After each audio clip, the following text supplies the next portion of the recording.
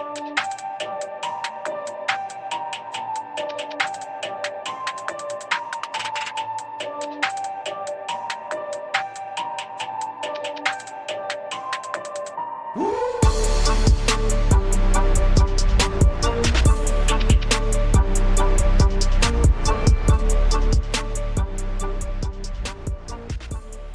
right, everybody, welcome back to Horn Takes. I'm your host, Sean Redfern. 36 days until Texas football. We're almost inside of a month. Today, we're going to talk about the position group, defensive linemen. We'll include the defensive tackles and the edge guys in that. We'll have a look ahead to the Kansas Jayhawks in Week 5. And then we've got a whole lot of just random college football thoughts to talk about today, including Colorado back to the Big 12. I've been doing a countdown on Twitter. By the way, you can follow me on Twitter at Horn Takes. Just search for Horn Takes Podcast. You'll find me. So far, I'm the one and only. So today's countdown was pretty interesting, and a lot of times you come to a number and you don't really know who to choose. 36, I knew Lamar Houston wore 36 at one time. I'm sure there's been a lot of other really cool Longhorn players that wear number 36 before. But I came across a guy, William Grant. William Grant had an interception in the 1982 Cotton Bowl on the 2-yard line to secure a win over Alabama. So I thought that was pretty cool, given Texas's move to the SEC next season. The fact that Texas is playing Alabama this year. Again, you can find us on Twitter at Horn Takes. You can find us at TikTok at Horn Takes. You can also find us at YouTube on Horn Takes. Kind of quiet recruiting-wise for Texas this last week. No new commits.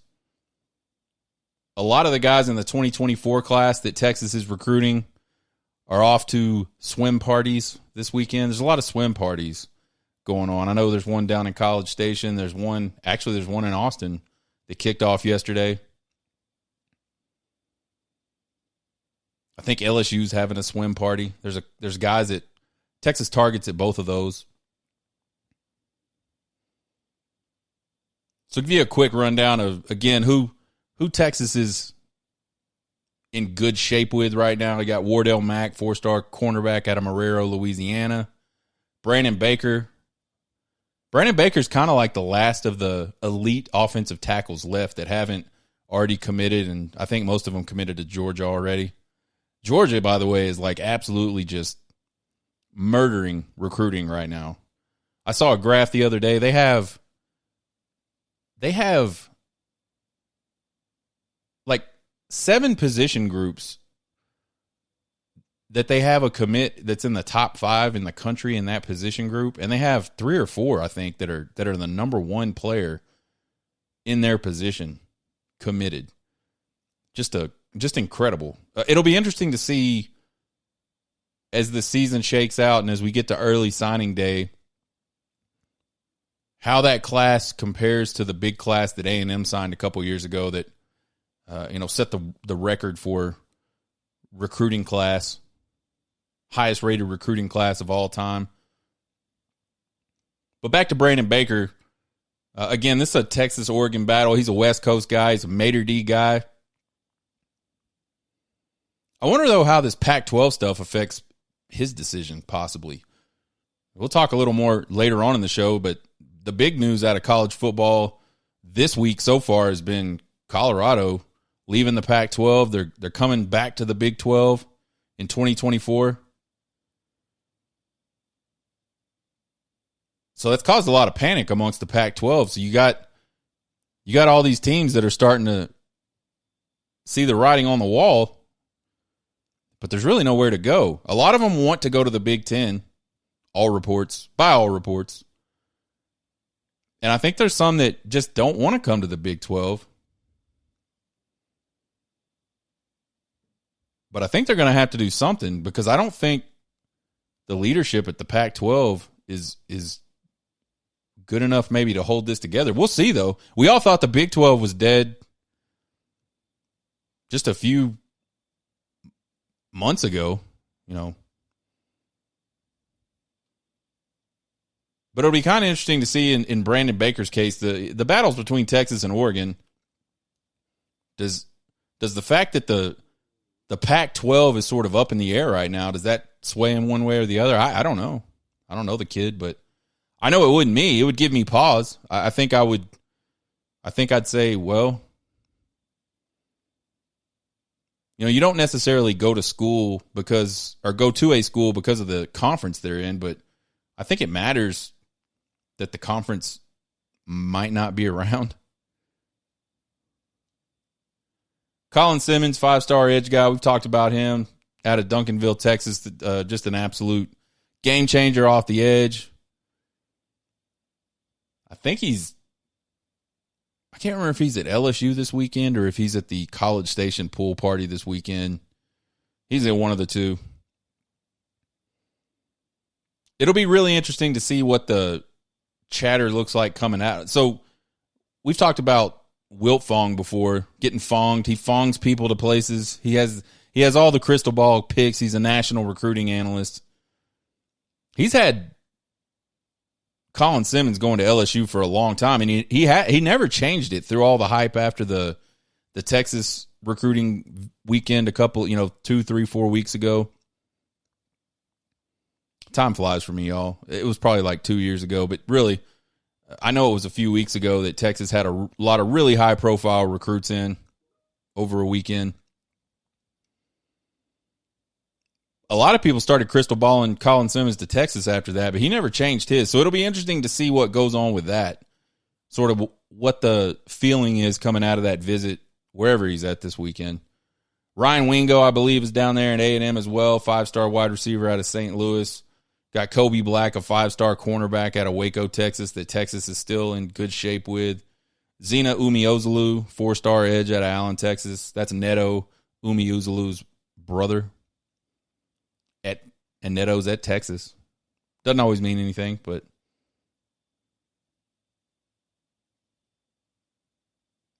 Corian Gibson, can't remember if we talked about him. He chose Clemson over Texas.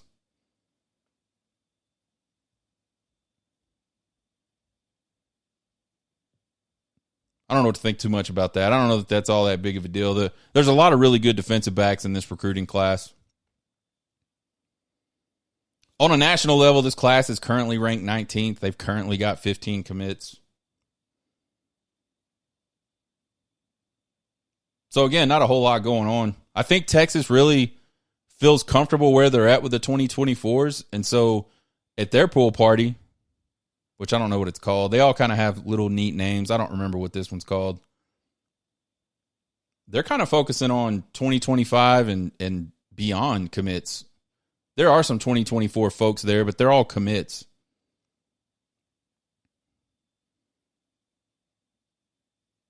And there's a lot of really good players there. A lot of 5-star players, a lot of really high 4-star players from the state of Texas. And beyond, really.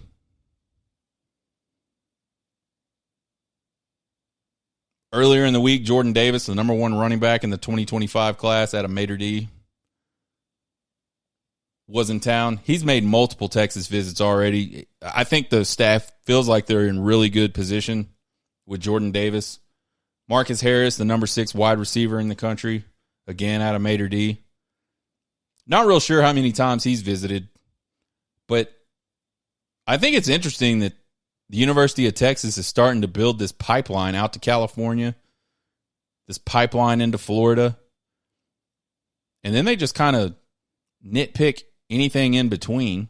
And they obviously want to be in good position with the best prospects in the state of Texas, and there are plenty of really good prospects in the state of Texas, and you can't get them all.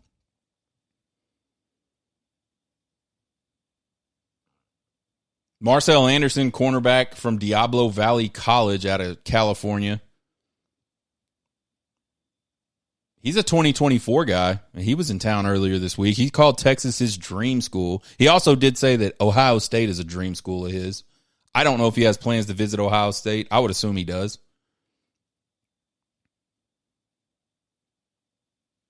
He's a big kid, 6'2", 200 pounds. That's the kind of length that can help a lot at cornerback, especially if you can run. You know, in the past, Texas has recruited some, and this is way, way earlier than Steve Sarkisian was the head coach. They've recruited a lot of really small in stature cornerbacks, and a lot of those guys can play, don't get me wrong. But all things being equal, speed, agility, ball skills. If I got a guy that's 6'2" and a guy that's 5'8" or 5'9", I'm going after that 6'2" kid. So I like that Steve Sarkisian has really got a guy in mind. He's not just looking at stars. He's looking at bodies. He's looking at specific skills. And that's what they're recruiting.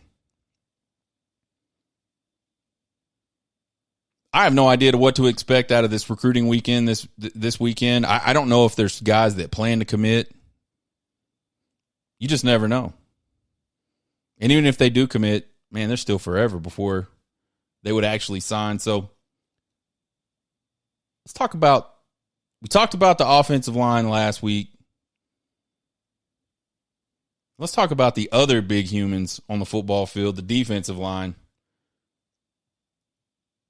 Texas defensive line last year really made a huge jump from the year prior. The year prior, the 2021 season, I think a Pop Warner team could run over the top of the Texas Longhorn defensive line. They couldn't get any pressure on quarterbacks. And last year they had one of the best run defenses in the country, and they led the nation in QB pressures. I believe they had 27 sacks last year, which isn't great, especially when you consider the amount of pressures they got on quarterbacks. But again, huge improvement, and that's what you're looking for. So fast forward to the 2023 season, there's a few key losses off of that group last year. Got to start in the middle. You lose the two starters in the middle to the draft. Keandre Coburn, 6th round to the Chiefs, and then Moro Ojomo in the 7th round to the Eagles. Those guys were pretty damn good last year. They caused a lot of problems in the run game for offenses, and they really got after quarterbacks a lot. You lose 2-year edge starter Ovi Agufu. He was a transfer from Notre Dame when Steve Sarkisian first got to Texas. Ovi Agufu was one of those like company men, I think. I think that's the best way to describe him. He wasn't just dominating, and I wouldn't even know if I'd say he made a huge impact, even a big impact for Texas. Outside of the fact that he came in and he was able to play immediately, probably gave him some leadership on the defense, but like statistically, not a huge impact. He had 92 tackles in 2 seasons at Texas. And actually, that is a lot of tackles. 8 sacks in 2 years at Texas. For a defensive end, I don't know. Definitely not elite. I mean, that's pretty good. But Ovi Agufu has moved on to LSU. It'll be cool to see. LSU's going to have a lot of attention on him this year. It'll be cool to see if he can get on the field and what he can do when he does get on the field. It'll be weird to see him in that purple and gold. You talk about this 2023 defensive line. I think the 2 deep is kind of a pretty good mix of some experienced guys and then a lot of younger guys. And they're really young, especially at the edge positions. I think the projected started 4. I think you're obviously anchored by junior Barron Sorrell. Had 5.5 sacks last year. Really sort of had his breakout season. Barron Sorrell's a really talented guy, and he's always been a talented guy. And I think a lot of folks were just kind of like, when is Barron Sorrell gonna break out? Well, he did last year. I think you got junior defensive tackle Byron Murphy, one of those guys in the middle. I think he'll be like the 2 or 3 technique type guy. Won't be playing on the nose, I wouldn't think. He had 3 tackles for loss and a sack in 2022. Senior Tavondre Sweat, just a massive pile of a man in the middle. I think he'll be your nose guy. 360 pounds this guy is. 6'4", 360 pounds. Can move. A lot of people think Tavondre Sweat has a lot more upside than the 2 guys we just talked about earlier that got drafted last NFL draft. Tavondre Sweat was an honorable mention All Big 12 guy in 2022. And then I think sophomore Ethan Burke, I think he's going to pull down that other edge starting position. He is just a freak of an athlete. 6'6", 257 pounds. He's the guy that was committed to Michigan, was a lacrosse player at Westlake, was obviously a really good football player at Austin Westlake.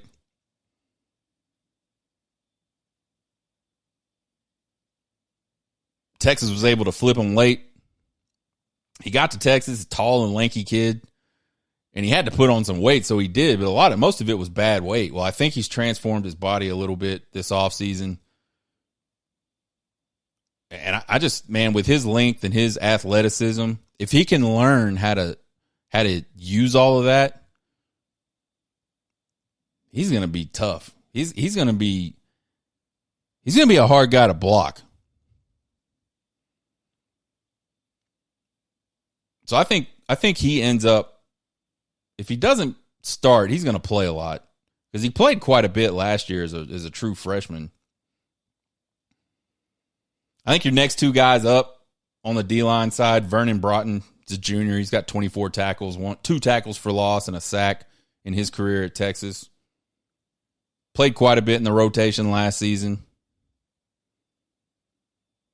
And you got big Alfred Collins. Senior, 65 tackles, 10.5 tackles for loss, 4.5 sacks on his career. And Alfred Collins has never started at Texas. You want to talk about a guy that if the light comes on, he was preseason All Big 12 last season. He didn't even start. He didn't really even play that much. That's the type of potential he has. Just a big body. He's like 6'5", 315 pounds. Really solid. Can move. I don't know what it is. I don't know. I don't know what's holding him back, whether it's him or the other guys are just better. I don't know, but I feel like the potential with him is through the roof. So it'd be really cool to see him develop. It would be a really neat story if Alfred Collins had just a breakout type year this year. Be really cool if he got drafted, but let's say he doesn't get drafted. He just breaks out and, he gets an opportunity to go play in the NFL. Unrestricted free agent type deal or something like that. That'd be really just a really cool story for him because, again, he was highly touted out of high school. Really high 4-star guy or 5-star, depending on which service you were looking at. And it just never has fallen together for him. But I think, just through attrition, they're going to need him to play this year. If you're going to play, you might as well go play really good, right? I think the next 2 edge guys, and this is kind of where we don't know. We talked earlier about there being a ton of talent, but a lot of it being young in this edge group. And here we're going to get into it right now. Jamon Tapp, 6'3", 266-pound redshirt freshman. Played in a couple games last season, 1 tackle. Which, by the way, just a few years ago when you said redshirt freshman, you didn't have any stats. You didn't get to play in games. I really think the NCAA, as much as they're ridiculous and worthless and stupid, them changing that rule where now these kids can play in 4 games and still keep that red shirt, I think that's outstanding. So early in the season, you generally get to see a lot of guys play. Sometimes it works out for him, sometimes it doesn't. Last year it didn't work out for him. But he's a highly recruited guy out of Louisiana. Then you got Justice Finkley, 6'2", 250-pound sophomore. They came in on the same class. He played in 12 games last year. He had 7 tackles, a half tackle for loss, and a half sack. I'm sure that half sack was his half tackle for loss. He's a guy that went in and took out of Alabama, and, man, his film was really good. And he's obviously talented enough to get on the field last year and stay on the field last year.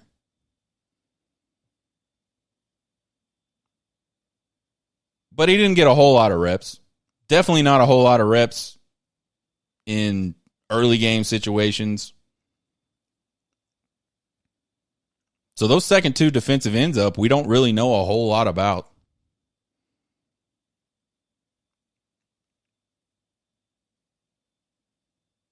And I think edge is one of those places where Texas absolutely has to get better in 2023 to do what Texas wants to do this season. I think some guys that you'll see make it into the rotation from a defensive tackle perspective. Trill Carter, redshirt senior. He's a transfer from Minnesota. He was an all Big Ten guy. I think Sadir Mitchell, true freshman, out of somewhere on the East Coast. Maryland, I think, maybe. 6'6", 335 pounds. That's a big dude. I think Jeray Bledsoe is a redshirt freshman defensive tackle. He had 1 tackle in 1 game in 2022. I think he's another guy that could find his way into that rotation. Because, listen, especially at the defensive tackle position, you want to be able to bring guys in and rotate guys through. You don't want the same 2 or 3, 4 guys to have to play the entire game. We saw it a lot from Texas last season. They rotated those middle guys a ton. But you have to be able to trust them. You can't just throw them out there just for the sake of doing it. But I think those 2 will be some guys that, or those 3 rather, will be some guys that work their way into the rotation and sort of become fixtures in that rotation. I think another guy, and maybe I don't know if I'd call him a dark horse. He's a true freshman, so that probably makes him a dark horse. But I think Colton Vosick out of Austin Westlake. Yes, that's right, folks. Colton Vosick and Ethan Burke for 1 season, maybe 2. Definitely 1 season were the defensive ends on that Austin Westlake defense. Pretty sure they won 2 state championships in a row. But I think Vosick's a guy that just kind of in pass rush situations where there's not a lot to think about. Just line up, go rush the passer. He's 6'5", 245 pounds. He's a big kid. He's a late flip from Oklahoma out of the last class. I know I was excited about his commitment. I think most Texas fans were, and I'm sure the coaching staff was. I think he might be a guy that shows up. And then I think, maybe situationally, it'd be kind of cool to see a guy like Billy Walton. He's a true freshman as well out of Dallas, Texas.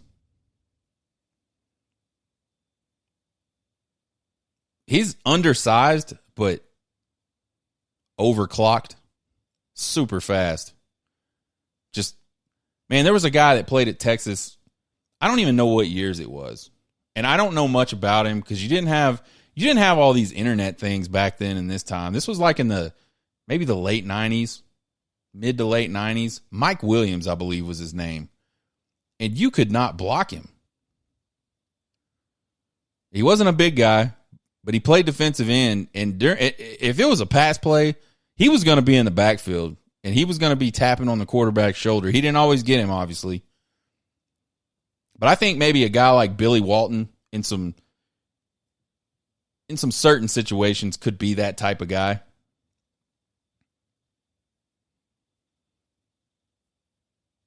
So again, the offensive line the defensive line last year improved a ton. But they're losing a lot of guys. So I think there's a couple question marks. Can the edge position step up? That's got to be the number one question mark if you're a Texas fan. It's been a problem for a while at Texas. They just can't quite see. I don't know if it's I can't imagine it's a talent thing. Texas has recruited that position pretty well. I think under Steve Sarkisian, they've recruited it really, really well. So maybe it's a development thing. I know Coach PK, the defensive coordinator, coaches the defensive ends. There was some improvement last year. But I still felt like a lot of times, a lot of the pressure was coming up the middle, and there was nobody coming around the corner that was consistently able to get past offensive tackles. Maybe with the exception of Barron Sorrell. I think he had a really good season last year. The other guys, it looked like as soon as they would make contact, their feet would get stuck in mud, and it just turned into almost like a chicken fight. The majority of the time. So the development of these young guys we've been talking about that have been with the program, it's going to be really important. I think if Texas can get some improvement off the edge, maybe get that sack total up to the mid-30s, which, by the way, mid-30s would get them top 25 in sacks from last year. There were 11 teams that had 40 or more sacks. Louisville led the country in sacks last year with 50. Almost doubling up Texas. But I just think if you can get the pressure with the defensive line, you make it so much easier on the back end of the defense.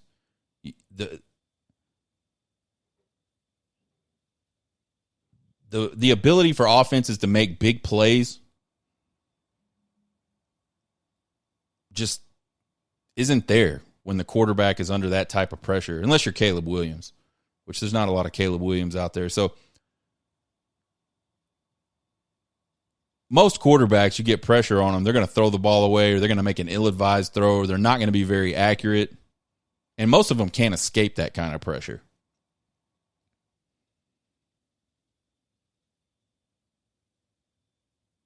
And I think the other question mark is obviously, can the guys in the middle that both have a lot of experience, the projected starters, can those guys come in and produce the way Keandre Coburn and Moro Ojomo produced last season? Can they stop the run as well as those guys did last season?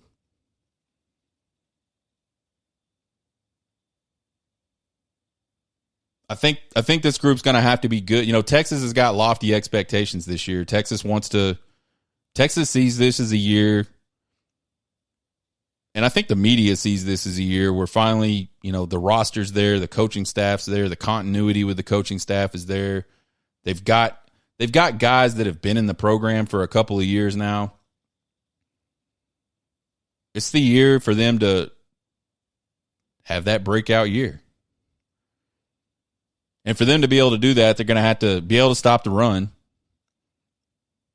And then they're going to have to be able to get to the quarterback in passing situations. So this group, highly, highly important to Texas's success for next year. Week 5 opponent in our continued series of breaking down all the opponents Texas is going to have next season or this season. Kansas Jayhawks. Feel like the Jayhawks are going to be returning to the scene of the crime.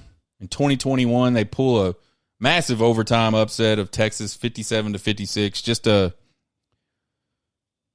game ranks right up there with the last time they lost to Kansas, which was during the Chuck Strong era. I remember being at the deer lease, and we would usually in the afternoons go hunt. You know, we would try to leave camp and go out to the blinds about 3 o'clock. I believe this was a 2:30 kick. So I set the thing to record. I said, I'll watch it when I get back. You know, I was going to try to watch it in the blind. And I did try, and I just couldn't get good enough reception to get the video to work. So we hunt, get done hunting. Nobody killed anything. So we run into town real quick, grab something to eat, go back out to the camp, get the TV fired up. And I'm out there with a couple buddies. I'm sitting by my lonesome in the living room watching the game. You know, rooting like I haven't seen anything because I hadn't. And my two buddies are sitting at the kitchen table grabbing their food, and I guess they're having a conversation. Should we tell them? Should we tell them or just let him watch it? And they finally ended up telling me, and I couldn't believe it. I was like, there is no way. And then I saw that Texas rushed for, or Dante Foreman, I believe it was, rushed for like 257 yards in that game, and they still fucking lost the game. Just unbelievable. I believe that one was on the road at least.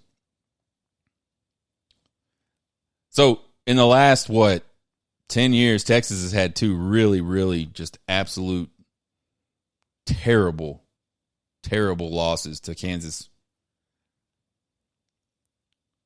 Texas went on the road last year and put a pretty substantial beat down on Kansas, 55-14.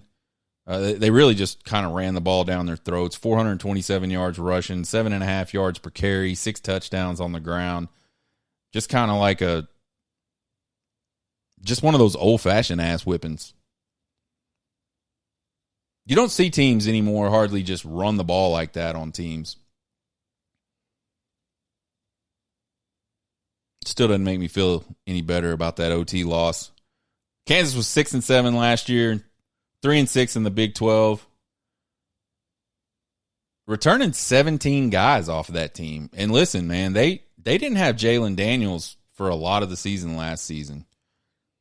And I know Bean came in and was really good at quarterback. But Jalen Daniels makes that thing tick. I think if they can keep him healthy, I think Kansas, I don't think Kansas is going to be a great team this season in the Big 12, but I think Kansas can be a really dangerous team. And you look at returning 17 guys, 10 on offense, 7 on defense. Offensively, they're going to be pretty dangerous. So key returners on offense, we talked about him, QB Jalen Daniels. I think that's the guy.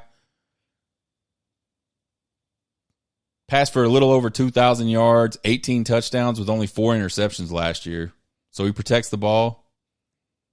One of those interceptions came against Texas. I think that was the game he came back from his injury earlier in the season was against Texas. So he was obviously rusty. I do believe that played a big part in Texas being able to just keep them shut down for the most of the game on offense. They bring back almost all their skill guys and offensive linemen. There's only one offensive tackle that will not be back off that team.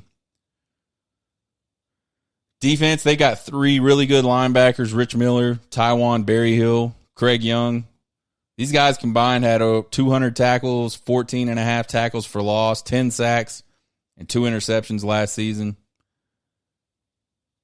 The defensive backs are all coming back. Kobe Bryant, which that's an interesting way to spell Kobe, Cobee, Bryant. I wonder if he got named after the late, great Kobe Bryant. I'm sure he did. Romulo Dotson, Kenny Logan, O.J. Burrows, and Marvin Grant. Those guys combined for 209 tackles, 9 interceptions, and 23 pass breakups last season. Earl Bostic was the offensive tackle we mentioned earlier that will not be coming back for Kansas. And then on the defensive side, the couple defensive linemen, Lonnie Phelps and Caleb Sampson, I think are the key losses there. 83 tackles for the defensive linemen. 15 tackles for loss, 9.5 sacks, gone. 3 forced fumbles. So that'll be a big Those will be big shoes to fill defensively. Now, I don't think Kansas ever has or ever will really count on their defense. Even those years they were really good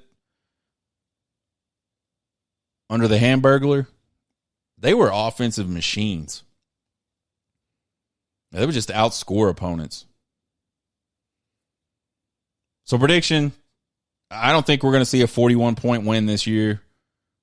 I think Daniels and the KU offense are going to be too good. It'll be. Now I'll say if Texas can figure out a way to shut them down, then I think Texas has a pretty solid defense for the rest of the season. Because again, I think the KU offense is going to give a lot of teams a lot of trouble. I think Texas will be favored by a couple touchdowns, maybe like 13 points, 17 points, something like that. And I think this is a game they should cover if that's the spread.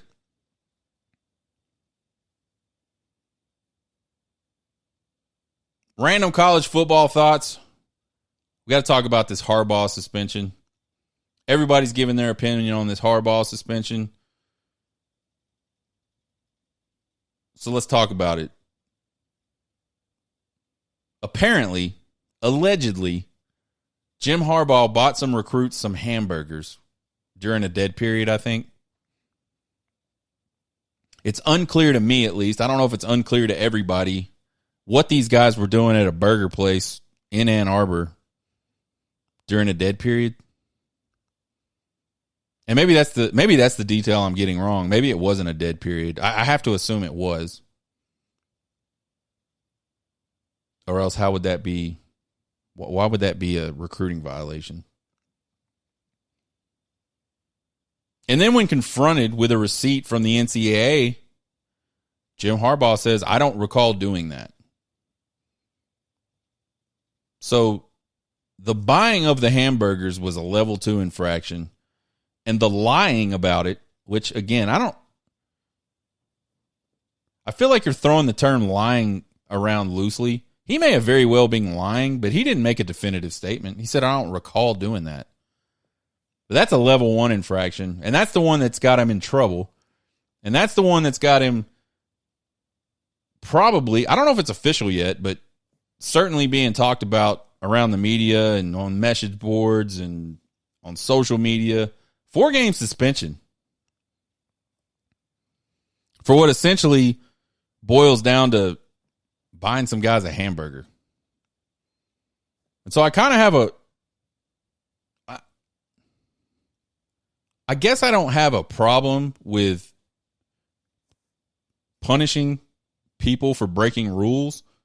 But if Brandon Miller can bring a gun to a place, watch a shootout, and then flee the scene of a shootout and not even get suspended for 1 second from Alabama basketball, I have to wonder if justice is being equally doled out by the NCAA. And then you look at it and you go, it was a hamburger, a couple hamburgers, right? So what? Let's say they're the best hamburgers in Ann Arbor and they can sell these freaking things for $12 a piece. Maybe with some fries and a drink, it's $18, $19, $38 total, $40. NIL has no rules, really. Is basically pay for play. There's kids getting money for doing nothing. And some of them are getting big money for doing nothing. So I know you have to enforce the rules that you have. So I don't have a problem with that. I just feel like I wonder if the NCAA sits back and like gets drunk with itself and just starts thinking through these things and thinks to themselves, like, we are just completely worthless. We have got to be the most laughable organization on the planet.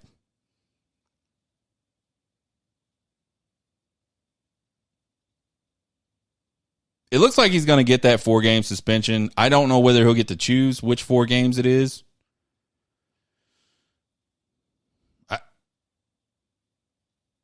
I think some rules need to change. I think, I just do better, NCAA. A lot of buzz this week about Steve Patterson. Could he be back as the special assistant to Coach Sark in 2023? Or not Steve Patterson, Gary Patterson. I got my Pattersons mixed up. So, the rumor mill is Gary Patterson, who was the special assistant to Steve Sarkisian last year and who a lot of Texas fans are really convinced was the reason the defense improved so much last year over the year before. Which that's got to stick in the craw of PK, the defensive coordinator.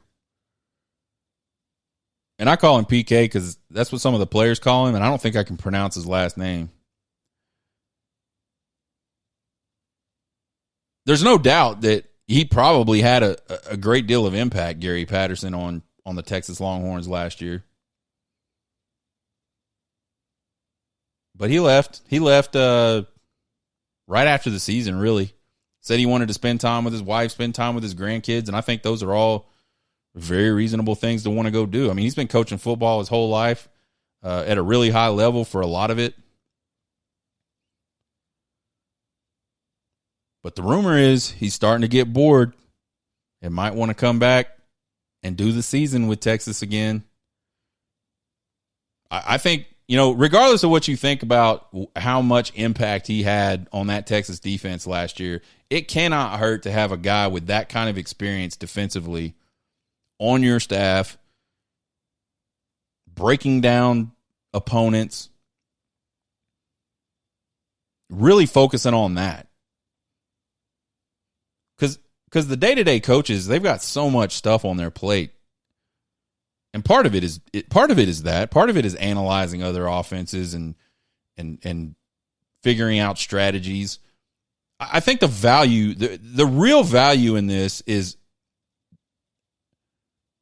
there's never been, well, I guess I can't say that, but I think generally you get the right type of people together and a group of people are going to come up with the best idea, the best way to approach something, the best strategy. They're certainly going to get a handful of ideas out there that you wouldn't get if one person sat down and did it. And I think in the past you would see defensive coordinators sit down and say, with their staff, surely, this is how we're going to approach this, or this is how we should approach this. But now you got multiple guys that kind of have that level of knowledge and experience talking about this stuff. So I think it would be huge if Patterson came back. We'll see. There was an article earlier this week on Horns 247 from Chip Brown, and he made a comment that was kind of interesting. I can't say much more than this, but there's rumors. Well, what would the much more than this be? So I got to believe it's more than just rumors. So we'll see. I think that would be huge. I think Patterson probably sees a lot of potential in this team. I think Patterson wants a national championship ring, and I'm not saying Texas is going to win the national championship, but I think the roster to do it is in place. I think he sees that. Big news of the week, Colorado to the Big 12. This is such a fascinating story to me. Not even for the strategy of it, in real time that we've been seeing here recently. Not even for the whole Deion side of it, which we'll talk about in a minute. But it's just fascinating to me that Colorado was the first team. I believe they were the first team. One of them jumped between them and Nebraska, and then the other jumped the next day out of the Big 12. I'm pretty sure it was Colorado that kind of kicked it all off and left the Big 12 to go to the Pac-12 because the Pac-12 was a better fit for them academically, culturally, politically, all those things, right? Which I don't necessarily disagree. And I would never fault a team, an organization, a university for trying to affiliate themselves with a group that they thought was just a better fit, right? I might fault people for their reasons, like like what really drove them. But I don't think necessarily Colorado made a bad move moving to the Pac-12. I know they made a bad financial move. I saw an article. They lost like $31 million that they would have made in the Big 12 over the time they've been gone to the Pac-12. And now they're coming back. Hated the Big 12. Left the Big 12. Now they're coming back to the Big 12 because their conference, the Pac-12, is looking like it's in really rough shape right now.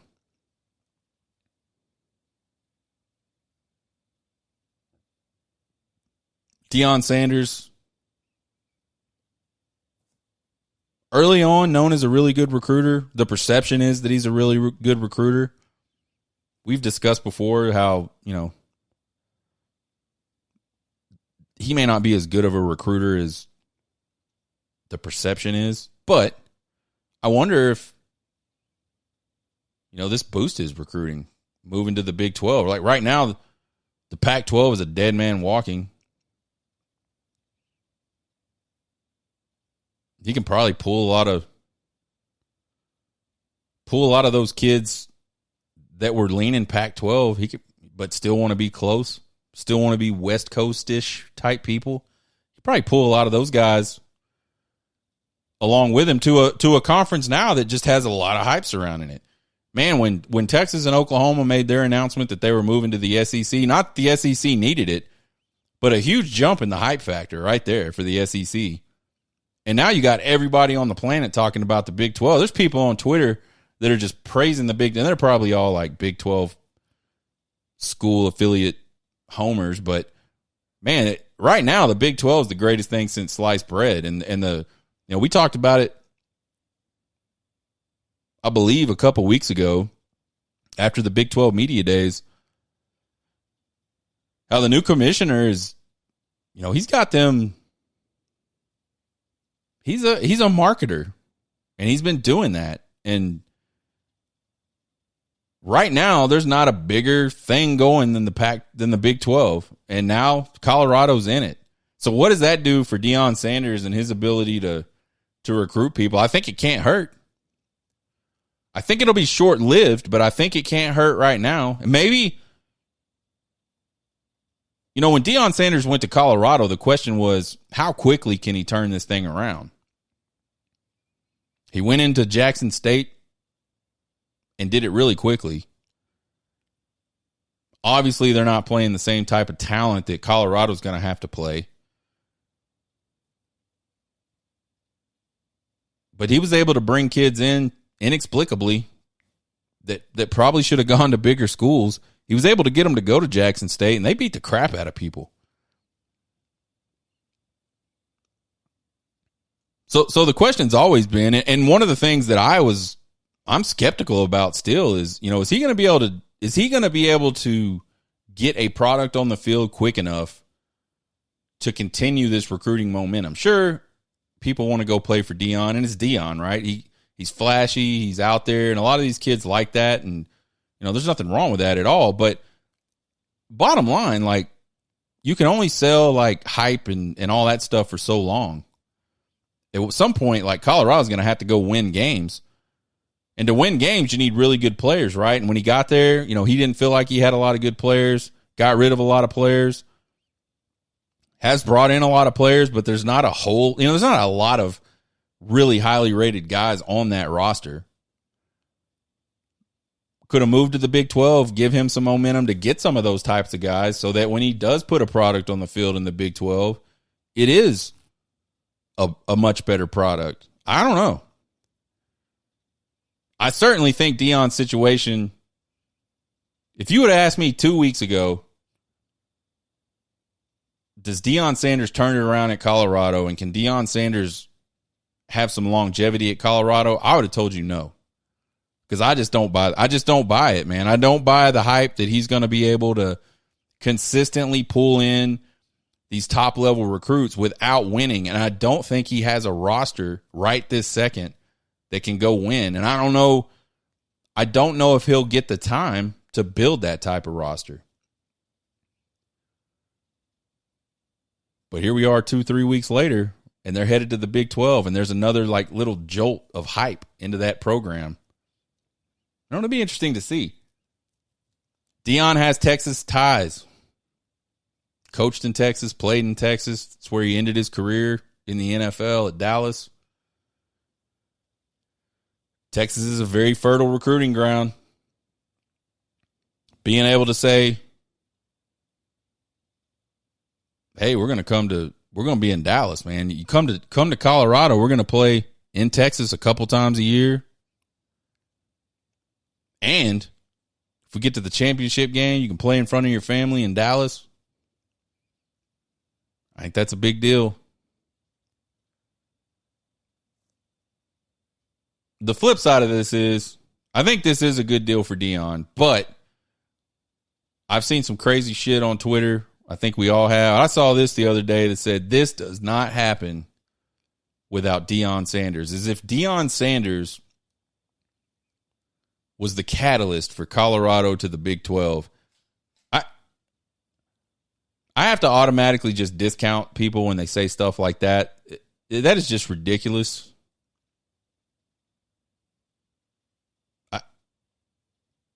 The Big 12 went after a school that they knew was scrambling. It made sense because they'd been in the Big 12 before.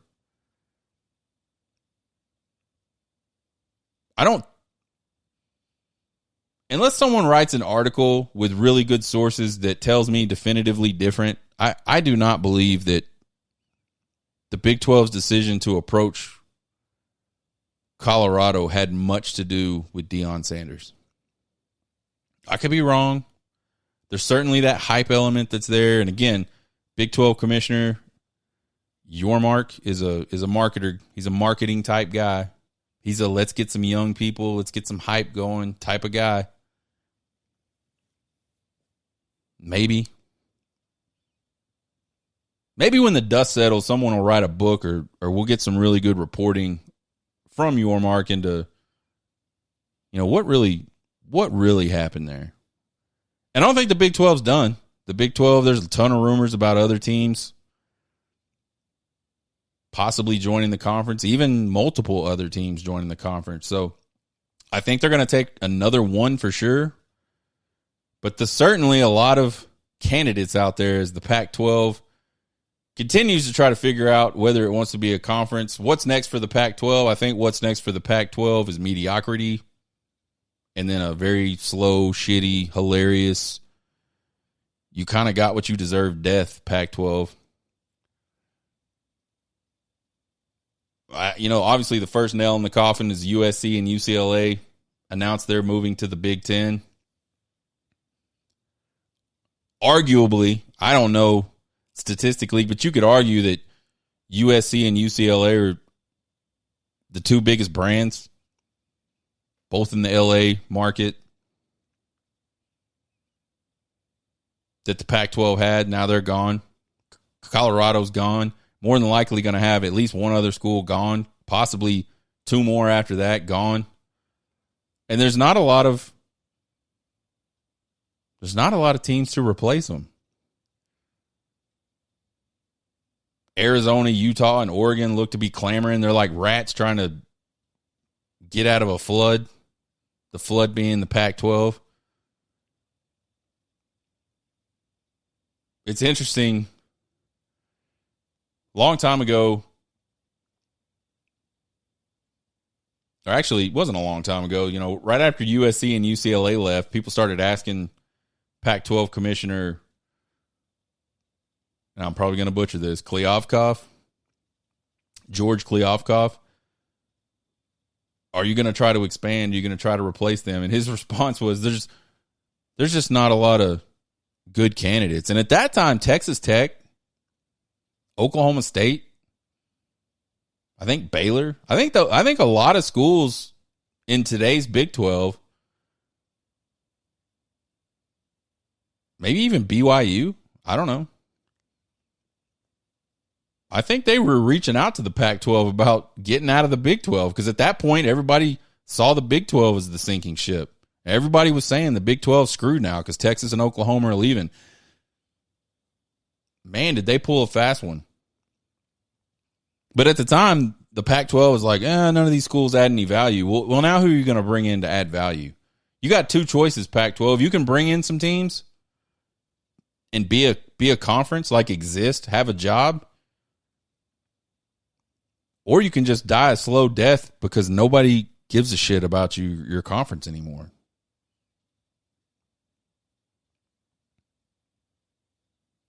I mean, you talk about like a how-to book on absolutely ruining something that, the Pac-12 has never been, in my opinion, the greatest product. Part of that's just geography. Like, who the hell can stay up after drinking beer from 9 o'clock in the morning to who can drink beer from 9 o'clock in the morning when you get up to watch game day? And I'm central time. So 9 o'clock central time, I'll start cooking some food, sipping some beers, cleaning up outside so we can sit and watch football outside.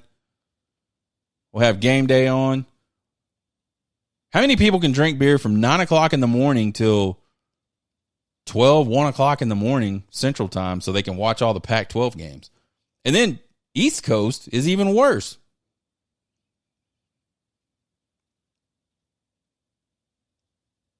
What, half the population probably? Maybe even more than that. Maybe close to 70% of the population is in bed when those games are like halfway over.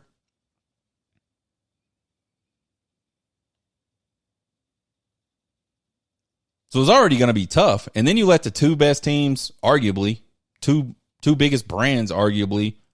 I know Oregon fans would probably argue that, and I don't know that I'd totally disagree, but, from a Pac-12 perspective, losing USC and UCLA was a big deal.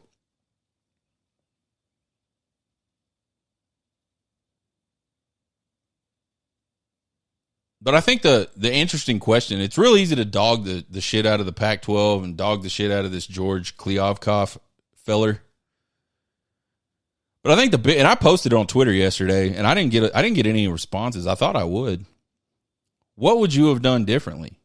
And the answer can't be, well, we would have kept USC and UCLA. I think you got to look at what made USC and UCLA leave, and I think the reason USC and UCLA left is because of the TV deal, the revenue share. The Pac-12 just couldn't, because they didn't want to expand. They claim that back in the, 2010-ish? I probably am messing up the dates, but there was a big push from Texas, Oklahoma, Texas Tech, I believe, to join the Pac-12. And the Pac-12 story is we just didn't feel like it made sense to bring those guys in. Man, if that's the case, that's a really stupid decision. And that pretty much started that led to where they're at today. So you can't just say keep USC and keep UCLA. I think you got to go back so far to fix this problem. I think the answer is, if you're the Pac-12, you accept Texas, Oklahoma, and Texas Tech into your conference. Way back then.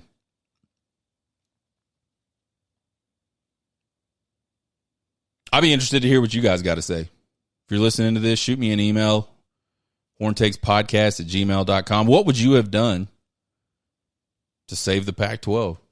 What would you have done any differently? That's an important question. It's easy to dog. That's probably the easiest thing in the world to do, is to dog something out or complain about something. It's hard to come up with solutions. It's hard to solve problems. How would you have done? How would you have saved the Pac-12? Before we close today, I think another topic we're going to talk about is this Texas irrelevance I keep hearing about. So I'm pretty new to Twitter. I've had Twitter accounts in the past, but I'll be honest with you guys. I couldn't figure out. I'm going to make myself sound old and stupid, and I don't give a shit. I couldn't figure out, like, the responses, like the way Twitter's laid out and the way people can retweet and then quote retweet, and then the way responses go above the it's just weird to me. I don't know. It's not intuitive for my mind, I guess is the best way to put it. But I will say I've got it figured out, folks. But I don't have a ton of followers. And like I said, I've been on Twitter pretty religiously, maybe like the last 2 or 3 weeks, 4 weeks, something like that. But I see a lot of like anytime a Texas fan says something positive about the University of Texas program, positive about this 2023 season, and it's the same on TikTok. I'm big time on TikTok. I got like, I'm not big time. I'm not big time. I go on TikTok a lot. I'm not trying to sound arrogant. I have like 3,600 followers. I get pretty decent interaction depending on what I'm posting or what I'm TikToking about. But see it on there, same thing. Oh, I'm excited about this. Oh, Texas is irrelevant. Texas has been irrelevant for 20 years. I hear that all the time. So my first, my first like visceral response to that is, shut up. Texas, I mean, yeah, we haven't been great, but we haven't been irrelevant for 20 years, right? And so the other day, somebody said this to me again on Twitter, and it was unprovoked, which is I think that's the more interesting thing about it is these you're irrelevant things are literally never provoked. I mean, I wouldn't say never. From my experience, they don't seem provoked. I'm not. I know when it's been thrown in my face, I'm not provoking people. But I got another one of these you're irrelevant for 20 years things the other day. So I decided to finally go back and like look at it and see like just how irrelevant Texas has been in the last 20 years. And here's what I found. In the last 20 years, Texas has 2 appearances in the national title football game. They've won a national title. Their record is 170 wins to 84 losses, which is 67%. Not great. Doesn't quite seem irrelevant, though. They've played in 14 bowl games, and they've won 10 bowl games during that span, that 20-year span of irrelevance. And nobody ever stops talking about Texas. Texas fans cannot go onto any platform and just be happy that things seem to be going well with the football program without people talking about it. Any chance somebody can take to get a jab in against Texas, they're going to do it.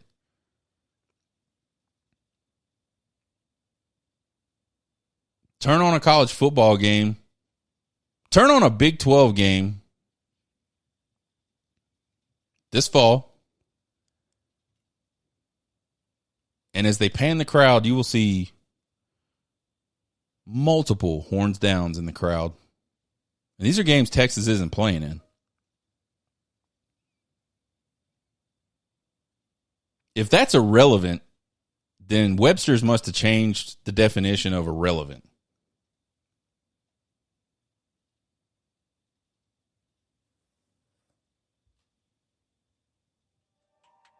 Join us next week. We'll have another round of recruiting updates. Hopefully, we'll have some good news. We'll break down the linebacker room. We'll talk about the Week 6 matchup with the Oklahoma Sooners. Subscribe to the podcast anywhere you listen to podcasts. Or go to horntakespodcast.buzzsprout.com. Subscribe there.